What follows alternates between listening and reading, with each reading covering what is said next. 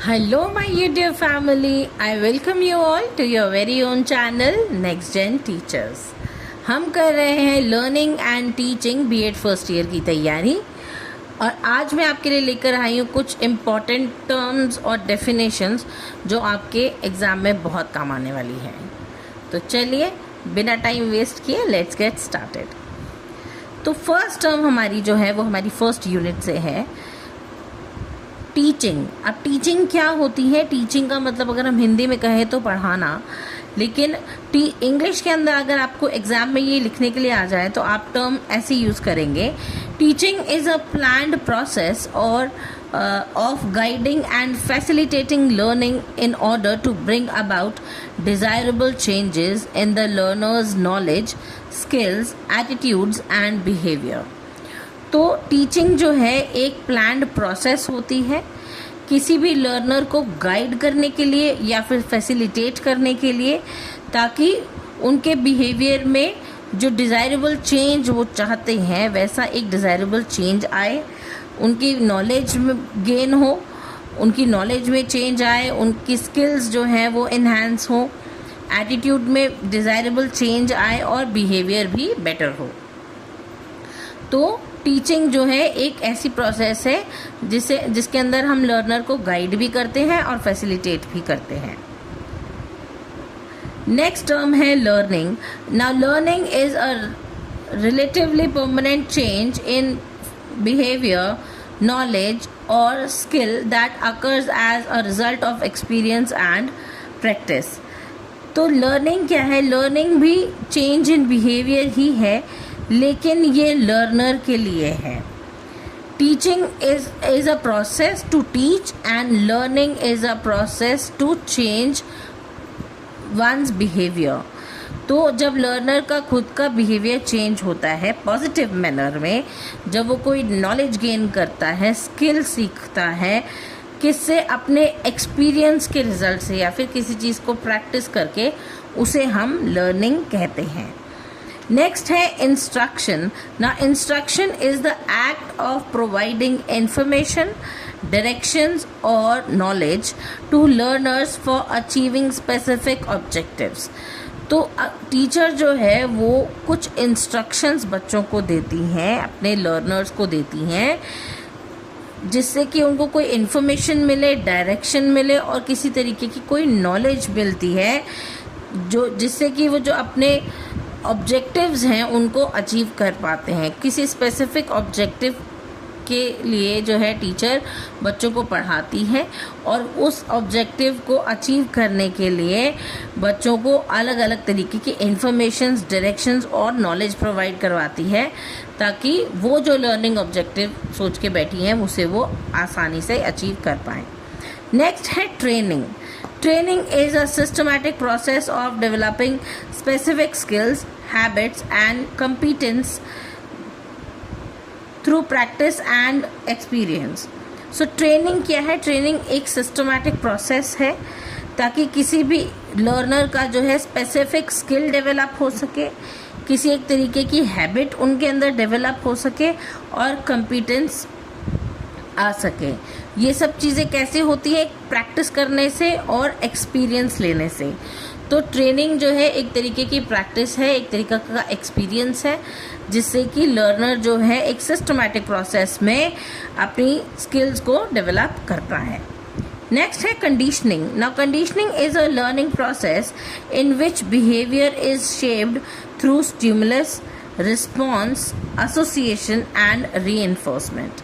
तो कंडीशनिंग जो है एक तरीके की लर्निंग प्रोसेस है जिसके अंदर किसी भी इंडिविजुअल का बिहेवियर जो है वो शेप किया जाता है स्टिमुलस के थ्रू, रिस्पॉन्स के थ्रू, एसोसिएट करके उसको, या फिर किसी चीज़ की नॉलेज को रीइंफोर्स करके। नेक्स्ट टॉपिक है इंडोक्ट्रिनेशन। इंडोक्ट्रिनेशन क्या होता है? Indoctrination is the process of teaching a set of beliefs or ideas without encouraging critical thinking or questioning. तो इंडोक्ट्रिनेशन एक इस तरीके की पढ़ाई की टेक्निक है जहाँ पर जो है ये टीचर सेंटर्ड होती है। यहाँ टीचर ने जो इन्फॉर्मेशन बच्चों को दे दी, बच्चों को जो बिलीफ या जो आइडिया अपना बता दिया वो बता दिया। उसके लिए बच्चे क्रॉस क्वेश्चनिंग नहीं कर सकते, बच्चे कोई क्रिटिकली थिंक नहीं कर सकते, या फिर किसी भी तरीके का कोई सवाल उसमें नहीं पूछ सकते। अगर कोई सवाल पूछते हैं तो टीचर यही कहती है जो मैंने आपको सिखाया है सिर्फ उसी पे ध्यान दीजिए। तो बच्चे के किसी सवाल का जवाब नहीं दिया जाता, बच्चों को जो है क्वेश्चन करने के लिए इनकरेज नहीं किया जाता। तो ऐसा जो क्लासरूम होता है वो टीचर सेंटर्ड होता है, ना कि लर्नर सेंटर्ड, और उसको हम कहते हैं indoctrination. Now theory of teaching, a theory of teaching is a set of principles and concepts that explain how teaching and learning take place effectively। तो टीचिंग जो है, ये जो थ्योरी ऑफ टीचिंग है, ये एक तरीके का सेट ऑफ प्रिंसिपल्स है जो कि हमें ये बताता है कि जो कॉन्सेप्ट है वो किस तरीके से एक्सप्लेन होगा, किस तरीके से टीचिंग और लर्निंग की प्रोसेस जो है वो की जाएगी क्लासरूम में इफ़ेक्टिवली। नेक्स्ट टर्म है हमारा memory level of teaching. So memory level of teaching में क्या होता है? मेमोरी का मतलब होता है याद करना, किसी चीज़ को मेमोराइज करना, याद रखना। So memory level teaching focuses on the acquisition, retention and recall of facts and information. तो बच्चे को जो भी पढ़ाया गया है उसको रिकॉल करना, उन फैक्ट्स को, और इन्फॉर्मेशन देना, और ज़्यादा इन्फॉर्मेशन याद करवाने को हम मेमोरी लेवल ऑफ टीचिंग कहते हैं, जिसमें कि बच्चा सिर्फ रोट लर्निंग करता है, मेमोराइज करता है बिना कुछ सोचे समझे। नेक्स्ट है अंडरस्टैंडिंग लेवल ऑफ टीचिंग। अब पहले तो बच्चे ने रोट लर्निंग करी, अब उन चीज़ों का मतलब सीखने लगा है धीरे धीरे अंडरस्टैंडिंग लेवल में। तो understanding level of teaching aims at developing comprehension and interpretation of concepts and ideas. तो जो बच्चे ने पहले याद किया है बिना सोचे समझे, अब उसको एक एक चीज़ को जो है समझ के उसका इस्तेमाल करना सीख रहा है, उसे हम कहते हैं अंडरस्टैंडिंग लेवल ऑफ टीचिंग। तो जो भी बच्चे ने अभी तक पढ़ा है उसको अंडरस्टैंड कर रहा है, उसको हम अंडरस्टैंडिंग लेवल ऑफ टीचिंग कहेंगे। नेक्स्ट लेवल है रिफ्लेक्टिव लेवल ऑफ टीचिंग। अब रिफ्लेक्टिव लेवल ऑफ टीचिंग जो है वो इनकरेज करता है लर्नर को to think critically, solve problems and make independent judgement. कि एक जो लर्नर है वो क्रिटिकली सोच पाए, अपनी प्रॉब्लम्स को सॉल्व कर पाए और इंडिपेंडेंट जजमेंट दे पाए। तो ये जो है ये 3 तरीके के थ्योरी ऑफ टीचिंग होते हैं, memory level of teaching, understanding level of teaching और रिफ्लेक्टिव लेवल ऑफ टीचिंग। अब इनके अंदर जो सबसे जो ऊपर वाला जो आता है वो होता है रिफ्लेक्टिव लेवल। आप एग्ज़ाम में इसको ऐसे ट्रायंगल बना करके भी बना सकते हैं। तो जो सबसे पहला वाला है ये होगा हमारा मेमोरी, नेक्स्ट वाला जो है वो हमारा अंडरस्टैंडिंग, और जो सबसे ऊपर वाला है वो होता है हमारा रिफ्लेक्टिव। ठीक है जी। नेक्स्ट टर्म है हमारी फेजेस ऑफ टीचिंग। अब टीचिंग की फेजेस भी होते हैं, तो 3 तरीके के फेजेस होते हैं टीचिंग के। पर पहले देखते हैं कि फेजेस ऑफ टीचिंग है क्या। The phases of teaching are the stages through which teaching is planned, conducted and evaluated to achieve learning objectives. तो हर एक टीचर जो है इन 3 तरीकों से, इन 3 फेजेस से टीचिंग करवाती है। कैसे? एक तो पहले बच्चों के लिए जो उन्होंने पढ़ाना है उसे वो प्लान करती हैं, उसके बाद में वो क्लासरूम में उस चीज़ को कंडक्ट करती हैं, उस टेक्निक को, और लास्ट में जो है वो बच्चों को इवैल्यूएट करती हैं ताकि पता लग सके कि बच्चों ने जो उनके लर्निंग ऑब्जेक्टिव्स हैं वो कितने अचीव किए हैं। तो इसके ये 3 जो हैं फेजेस होते हैं, pre active phase, interactive phase and post active phase. तो प्री का मतलब होता है पहले, प्री एक्टिव फेज का मतलब है कि जब टीचर जो है वो प्लान करती है ऑब्जेक्टिव्स या फिर कोई कंटेंट या मेथड या फिर टीचिंग एड कोई जो है वो प्लान करती है teacher before classroom instruction. Classroom में पढ़ाने से पहले जब टीचर अपनी प्लानिंग करके रखती हैं उसको हम कहते हैं pre active phase. Next phase जो होता है इंटरएक्टिव फेज़ होता है, जो कि हमें ये बताता है कि टीचर ने जिस चीज़ की तैयारी करी अब उस चीज़ को टीचर क्लासरूम में कंडक्ट करेगी, कि क्लासरूम के अंदर टीचिंग लर्निंग प्रोसेस जो है वो किस तरीके से कंडक्ट की जाएगी, टीचर और स्टूडेंट्स की किस तरीके से इंटरेक्शन होगी, उसे हम कहते हैं इंटरेक्शन फेज़। थर्ड फेज़ है हमारा post active phase. The post active phase involves evaluation of learning outcomes and teaching effectiveness. तो पोस्ट एक्टिव फेज़ के अंदर टीचर बच्चों से क्वेश्चन करके ये पता करती है कि बच्चों ने कितना सीखा और क्या टीचर ने जो टेक्निक्स यूज़ करी थी टीचिंग के लिए वो इफ़ेक्टिव हैं या नहीं। तो टीचर जो जब इवैल्यूएशन करती है तो ये दोनों चीज़ों को इवैल्यूएट करती है, एक तो स्टूडेंट की नॉलेज और दूसरा स्टूडेंट को अगर समझ आया है तो इसका मतलब है कि टीचर का जो टेक्निक था पढ़ाने का वो बेटर था, टीचिंग मेथड अच्छा था, टीचिंग टेक्निक्स अच्छी थी। और अगर पॉजिटिव रिस्पांस नहीं मिलता है स्टूडेंट से तब टीचर को पता चलता है कि she needs to change her teaching techniques और टीचिंग मेथड्स, राइट। तो इसको हम कहते हैं post active phase of teaching. Now unit 2 से model of teaching. A model of teaching is a systematic pattern or framework designed to guide teaching and learning activities. तो model of teaching क्या है? ये एक सिस्टमैटिक पैटर्न है या फिर एक फ्रेमवर्क है, इस तरीके से डिज़ाइन किया गया कि टीचर को गाइड किया जा सके कि टीचिंग लर्निंग प्रोसेस एक्चुअली में होनी कैसी चाहिए। तो now concept of attainment model, इसके अंदर जो है 4 मॉडल्स हमें टीचिंग के दिए गए हैं। पहला है हमारा कॉन्सेप्ट ऑफ अटेनमेंट मॉडल जो कि दिया गया था जेरोम ब्रूनर के द्वारा।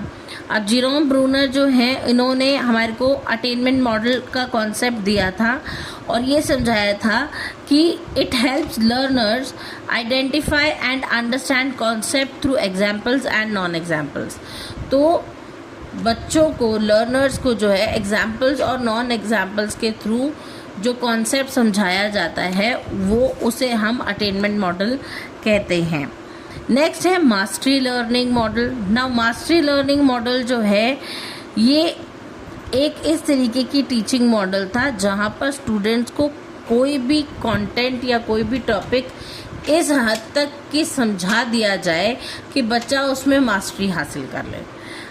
जब तक टीचर जो है बच्चे को अगले टॉपिक पर नहीं लेकर के जाती, अगला टॉपिक नहीं इंट्रोड्यूस करती, जब तक टीचर को ये नहीं अश्योर हो जाता कि बच्चे को जो पहले पढ़ाया गया है वो अच्छे से समझ आ गया है, याद हो गया है। So mastery learning is an instructional approach in which students are expected to achieve a high level of understanding before moving to the next topic, right? Next है हमारा इंक्वायरी ट्रेनिंग मॉडल। अब इंक्वायरी ट्रेनिंग मॉडल के अंदर क्या होता है कि यहाँ पर जो टीचिंग मॉडल है वो बच्चों के अंदर क्रिटिकल थिंकिंग पैदा करती है, साइंटिफिक थिंकिंग पैदा करती है और प्रॉब्लम सॉल्विंग स्किल्स उनको सिखाने में हेल्प करती हैं।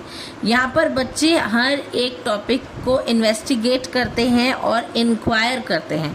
बच्चों को अगर कुछ नहीं आता तो they are free to ask questions from their teacher.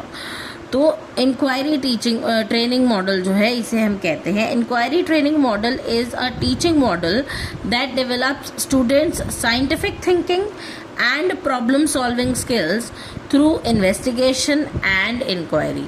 तो बच्चे जो हैं उनकी साइंटिफिक थिंकिंग और प्रॉब्लम सॉल्विंग स्किल कैसे डेवलप करते हैं, जो टॉपिक है, जो नॉलेज है उसको इन्वेस्टिगेट करके या फिर उसके बारे में इंक्वायर करके, क्वेश्चंस पूछ के। नेक्स्ट और फोर्थ हमारा जो मॉडल है वो है ग्लेशियर बेसिक टीचिंग मॉडल। अब ग्लेशियर बेसिक टीचिंग मॉडल जो है वो एक तरीके का फ्रेमवर्क है which consist of instructional objectives, entering behavior, instructional procedures and performance assessment। तो इसके अंदर 4 तरीके से अगेन इसके भी सब टॉपिक्स हैं जो कि हैं instructional objectives, entering behaviour, instructional procedure और परफॉर्मिंग असेसमेंट। रॉबर्ट ग्लेसियर ने ये 4 मॉडल के सब मॉडल दिए थे, जो कि इसने बताया था कि जो इंस्ट्रक्शनल ऑब्जेक्टिव्स हैं उसमें क्या होता है कि instructional objectives are specific statements describing the expected learning outcome of instruction. जो लर्निंग ऑब्जेक्टिव है वो क्या होना चाहिए, पहले से ही प्लान होना चाहिए ये चीज़, तो उसको हम बोलते हैं इंस्ट्रक्शनल ऑब्जेक्टिव्स। नेक्स्ट है एंट्री बिहेवियर। टीचर जब क्लास में एंटर करती है तो वो पहले बच्चों की क्वेश्चन करती है बच्चों से, और उनकी जो प्रीवियस नॉलेज है उनको जो है पहले समझती है कि बच्चों को पहले से क्या नॉलेज है और क्या आज का टॉपिक समझने के लिए उनको जो है प्रीवियस नॉलेज इतनी है कि वो कनेक्ट कर पाएंगे दोनों को। So entering behaviour refers to the learner's prior knowledge, skills and experiences before instruction begins। तो अगला टॉपिक समझाने पढ़ाने से पहले टीचर ये अश्योर करती है कि बच्चों की प्रायर नॉलेज जो है वो इतनी हो एटलीस्ट कि अगले टॉपिक के साथ बच्चे रिलेट कर पाएँ। नेक्स्ट है हमारा टीचिंग स्ट्रैटेजी। तो टीचिंग स्ट्रैटेजी में क्या है? Teaching strategy is a planned approach और technique used by teachers to achieve instructional objective effectively. तो टीचिंग स्ट्रैटेजी क्या है? एक तरीके की प्लान्ड अप्रोच है जहाँ टीचर जो है हर एक चीज़ को प्लान करके चलती है, ताकि जब वो इंस्ट्रक्शंस दे, जब वो पढ़ाएं, तो वो जो ऑब्जेक्टिव्स चाहती हैं, लर्निंग ऑब्जेक्टिव्स, उनको वो अच्छे से अचीव कर पाए। ठीक है जी। नेक्स्ट हमारा टर्म आता है simulated teaching. Now simulated teaching जो है it is a training technique. Simulated teaching एक ट्रेनिंग टेक्निक है जो कि क्या करती है, in which teaching situation are artificially created for practice and skill development. तो यहाँ पर जो है एक आर्टिफिशियल तरीके से सिचुएशन बनाई जाती है जहाँ की बच्चे प्रैक्टिस और स्किल डेवलपमेंट अपनी कर सकें। ठीक है। नेक्स्ट है ब्रेनस्टॉर्मिंग। ब्रेनस्टॉर्मिंग क्या होती है?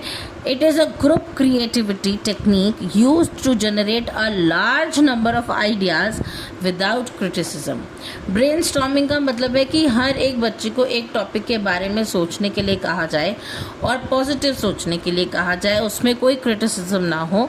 तो बच्चे जो अलग अलग आइडियाज़ के साथ में आते हैं उसको हम ब्रेनस्टॉर्मिंग कहते हैं। Now lecture method. Lecture method आपको सबको पता है कि टीचर जब एक क्लास के अंदर जाके बच्चों को इन्फॉर्मेशन प्रोवाइड करती है उसे हम लेक्चर मेथड कहते हैं।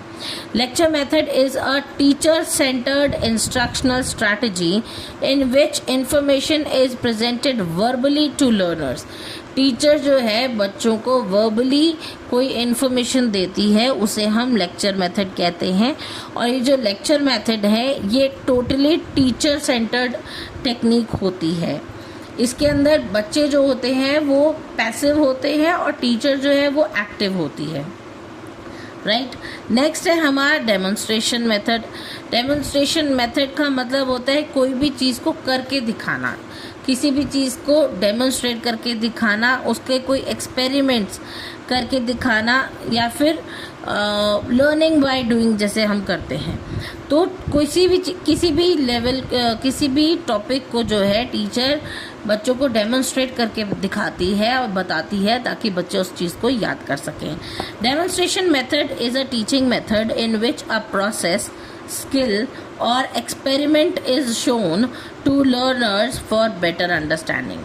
तो टीचर जो है बच्चों को अगर इवेपोरेशन का एक टॉपिक पढ़ा रही हैं सपोज करिए, तो टीचर क्या करेंगी, गर्म पानी के पतीले के ऊपर अगर एक प्लेट रखेंगी तो वो प्लेट उठा के टीचर दिखाएगी बच्चों को कि पानी जो है वो इवेपोरेट हुआ है और वो जो वाटर ड्रॉपलेट्स हैं जो प्लेट के ऊपर आ गई हैं बिकॉज ऑफ इवेपोरेशन, तो वो टेक्निक समझाने के लिए बच्चों को टीचर एक एक्सपेरिमेंट करके दिखाती है, उसे हम कहते हैं डेमोन्स्ट्रेशन मेथड। नेक्स्ट है हमारा team teaching.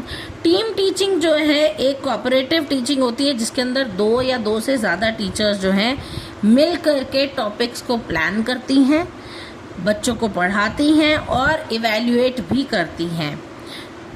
So team teaching is a cooperative teaching method, teaching approach in which 2 or more teachers jointly plan, teach and evaluate a group of students. Now unit 3 का पहला जो term है वो है maturation. Maturation is the natural growth and development of an individual that influences learning readiness. तो maturation क्या है? एक नेचुरल ग्रोथ है जिसके अंदर की जो डेवलप होता है एक इंडिविजुअल पूरे तरीके से, ठीक है, और लर्निंग के लिए रेडी होता है। नेक्स्ट है attention. Attention is the process of focusing mental activity on a particular object, idea और टास्क।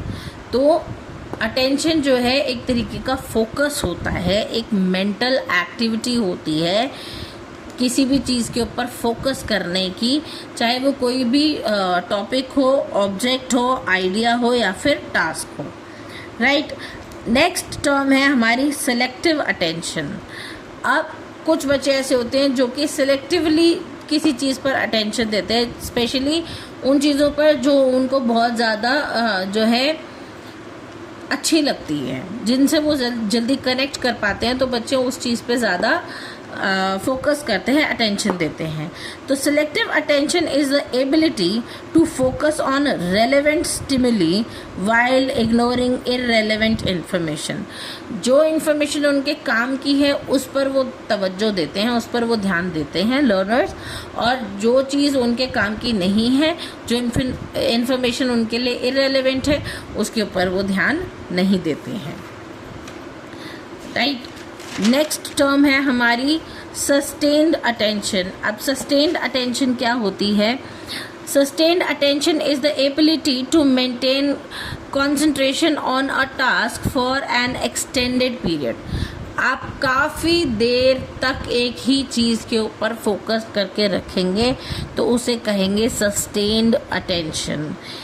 एक ऐसी एबिलिटी कंसंट्रेट करने की किसी भी टास्क के ऊपर जो कि एक्सटेंडेड पीरियड के लिए हो, ज़रूरत से ज़्यादा समय के लिए हो, राइट। नेक्स्ट है हमारा ई लर्निंग। ई लर्निंग से मतलब है इलेक्ट्रॉनिक लर्निंग।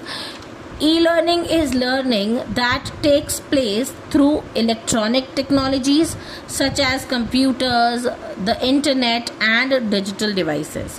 तो जब हम ये टेक्नोलॉजी यूज़ करते हैं, इलेक्ट्रॉनिक टेक्नोलॉजीज जब हम यूज़ करते हैं उसे हम ई लर्निंग कहते हैं। जब इंटरनेट, कंप्यूटर या डिजिटल डिवाइसेस का इस्तेमाल हो एजुकेशनल बेसिस के लिए, उसे हम ई लर्निंग कहते हैं। नेक्स्ट है कंस्ट्रक्टिविज्म। कंस्ट्रक्टिविज्म वर्ड के अंदर ही कंस्ट्रक्ट है। कंस्ट्रक्ट का मतलब है बनाना। यहाँ पर बच्चा जो है, लर्नर जो है, वो एक्टिवली नॉलेज को कंस्ट्रक्ट करता है through their experiences and interactions. कि बच्चा जो है किसी नई चीज़ को सीखता है किसी के साथ इंटरेक्ट करके या फिर कोई चीज़ एक्सपीरियंस करके, खुद से जब कोई चीज़ सीखता है उसे हम कंस्ट्रक्टिविज्म कहते हैं। Constructivism is a learning theory which states that learners actively construct knowledge through their experiences and interactions. Next है learning styles. Learning styles are the preferred ways in which individuals receive, process and retain information. तो learning style के अंदर individual जो है knowledge को receive करता है, process करता है और रिटेन करता है इंफॉर्मेशन को।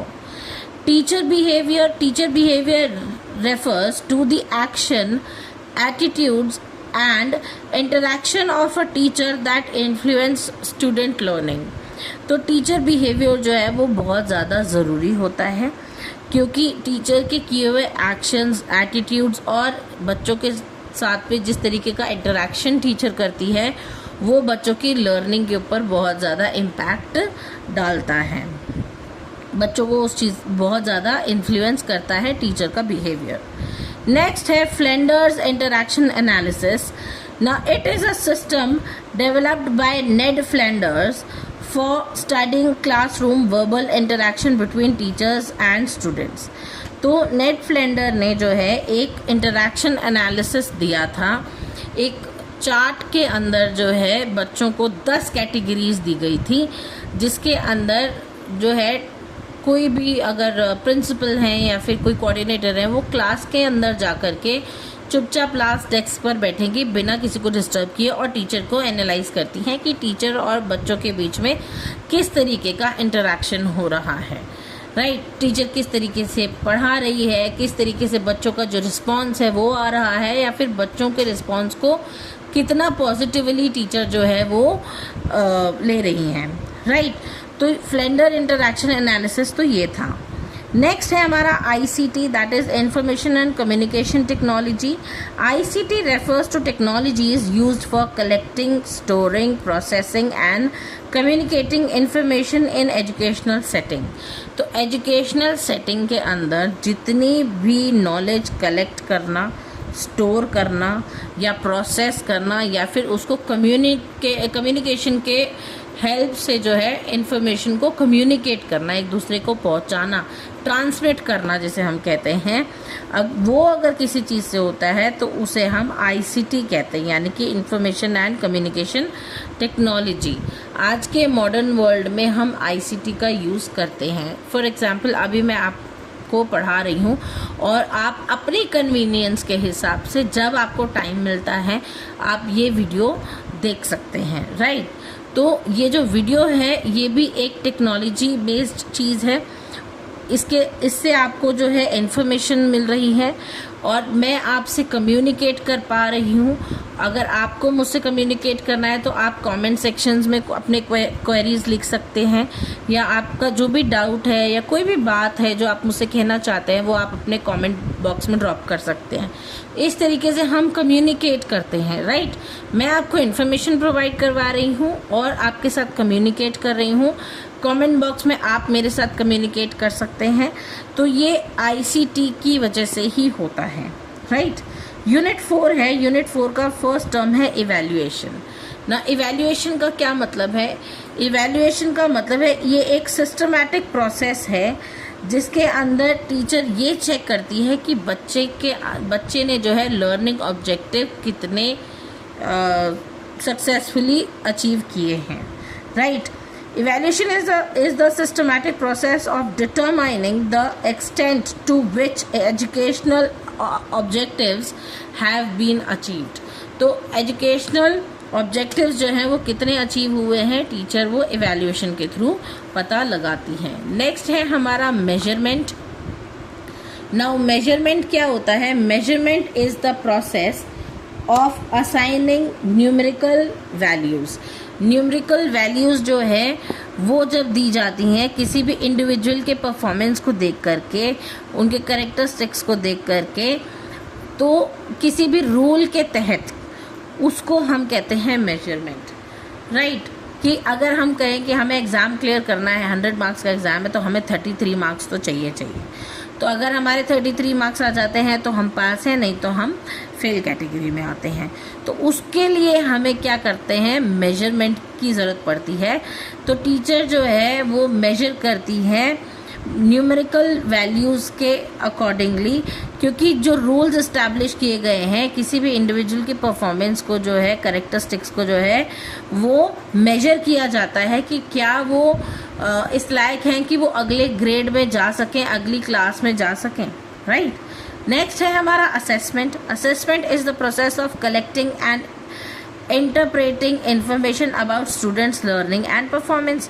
तो असेसमेंट क्या होती है कि बच्चे की परफॉर्मेंस के बारे में जितनी भी इंफॉर्मेशन कलेक्ट की जाए कि बच्चे को ये क्वेश्चन आता है और ये नहीं आता है, तो वो जो इंफॉर्मेशन कलेक्ट की जाती है उसे हम कहते हैं असेसमेंट। नेक्स्ट है हमारा educational evaluation. Now educational evaluation is the process of judging the effectiveness of teaching, learning and educational programmes. तो इसके अंदर जो है इवैल्यूएशन के अंदर जो है वो जज किया जाता है बच्चे को कि उसके कितने मार्क्स आए हैं, जो कि मेजरमेंट से पता लगते हैं, और कितने अच्छे ग्रेड्स वो ले सकता है, कितने स्किल्स बच्चे ने सीखे हैं, जो कि हमें असेसमेंट से पता चलता है। तो मेजरमेंट और असेसमेंट दोनों को देखने के बाद में जो है टीचर ये इवैल्यूएट करती है बच्चे के लिए, एक डिसीजन लेती है, एक जजमेंट बनाती है कि ये बच्चा जो है वो नेक्स्ट क्लास में जाने के काबिल है या नहीं। राइट। नेक्स्ट है हमारा written test. A written test is an evaluation tool in which students respond to questions in written form. इसके अंदर क्या होता है, जब टीचर क्वेश्चंस पूछती हैं या क्वेश्चन पेपर पर लिख करके देती हैं और बच्चे जवाब जो हैं वो भी लिख करके वापस करते हैं, उसे हम रिटन इवैल्यूएशन कहते हैं। नेक्स्ट है oral examination. And oral examination is an assessment method in which students answer questions verbally. यहाँ पर जैसे हमारा वाइवा होता है कि टीचर्स जो है वो हमें क्वेश्चंस पूछते हैं ओरली, और हम बच्चे उनको या लर्नर्स उनको ओरली ही जवाब देते हैं, उसे हम ओरल एग्जामिनेशन कहते हैं। नेक्स्ट है फॉर्मेटिव इवैल्यूएशन। फॉर्मेटिव इवैल्यूएशन एक ऐसी इवैल्यूएशन है जो कि ड्यूरिंग द क्लास होती है।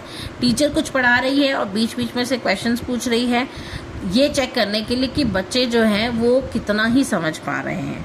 ठीक है, इसको हम कहते हैं formative evaluation. Formative evaluation is assessment conducted during instruction to improve learning and teaching. तो टीचर जो है उसी समय बच्चों को असेस करती है, इवैल्यूएट करती है, जब टीचर बच्चों को टॉपिक पढ़ा रही होती है। अगर बच्चे सही आंसर देते हैं तो बहुत अच्छी बात, अगर बच्चों को कोई डाउट होता है तो टीचर उनको उसी समय करेक्ट करती है ताकि वो उस चीज़ को और बेटर तरीके से समझ सकें। ठीक है, लर्निंग और टीचिंग की जो प्रोसेस है वो इम्प्रूव हो सके, इन्हांस हो सके। नेक्स्ट है submissive evaluation. It is assessment conducted at the end of instruction to determine overall achievement. अब सबमिटिव इवैल्यूएशन जो है वो एक तरीके की असेसमेंट है जो कि बिल्कुल लास्ट में ली जाती है, जिसे हम फाइनल एग्जाम्स बोलते हैं, जो टर्म एंड पर ली जाती है, या ताकि ये पता चल सके कि बच्चे ने अभी तक जो है कितना सीख लिया, कितनी पढ़ाई बच्चे को आ गई, कितने लर्निंग ऑब्जेक्टिव्स जो हैं बच्चे ने अचीव कर लिए हैं। राइट। नेक्स्ट है हमारा diagnostic evaluation. It is assessment used to identify learning difficulties and their causes. तो डायग्नोस्टिक इवैल्यूएशन जो है टीचर ड्यूरिंग द लेक्चर्स भी करती है कि बच्चे को पढ़ाई में क्या प्रॉब्लम हो रही है। ये इंस्ट्रक्शन देने से पहले भी होती है, इंस्ट्रक्शन के दौरान भी होती है, इंस्ट्रक्शंस के बाद में भी होती है। तो जो डायग्नोस्टिक इवैल्यूएशन है ये कंटिन्यू इवैल्यूएशन होती है, जिसमें कि टीचर ये पता लगाती है कि बच्चों को जो है किस तरीके की लर्निंग डिफ़िकल्टीज फेस करनी पड़ रही हैं और उसका क्या कॉज है, क्या कारण है। राइट, ताकि उसको जो है ठीक किया जा सके, समय रहते बच्चों की जो लर्निंग टीचिंग है वो और ज़्यादा बेटर करवाई जा सके, उनको रेमेडियल क्लासेस दे करके या और भी कोई सॉल्यूशंस निकाल के। राइट। नेक्स्ट हमारा जो टर्म है वो है CCE, that is communication and comprehensive evaluation, continuous and comprehensive evaluation. It is a system of evaluation that continuously assesses both scholastic and co-scholastic aspects of students development. तो इसके अंदर, इस evaluation के अंदर जो है CCE के अंदर जो है टीचर्स बच्चों को स्कोलेस्टिक और को स्कोलेस्टिक यानी कि बच्चों को पढ़ाई के आधार पर और खेल कूद के आधार पर भी बच्चों की जो असेसमेंट होती है और फिर जो रिपोर्ट बनती है वो बताती है कि स्टूडेंट के अंदर कितनी डेवलपमेंट हुई है। राइट। तो ये होता है हमारा CCE। तो ये थी आज की हमारी सारी टर्म्स और डेफिनेशंस। आई होप आपको समझ आई होंगी। अगर आपको कुछ डाउट है तो प्लीज़ कमेंट बॉक्स में ड्रॉप कीजिए, I will definitely help you. And अगर आपको मेरी वीडियोस अच्छी लगती हैं तो please do like, share it with your friends. अच्छे अच्छे कमेंट्स करके मुझे मोटिवेट करना ना भूलें, और मेरा चैनल ज़रूर सब्सक्राइब कर लें ताकि आपको और ज़्यादा हेल्प मिल सके आने वाले एग्ज़ाम्स के लिए। मिलते हैं अगली वीडियो में, तब तक के लिए थैंक यू।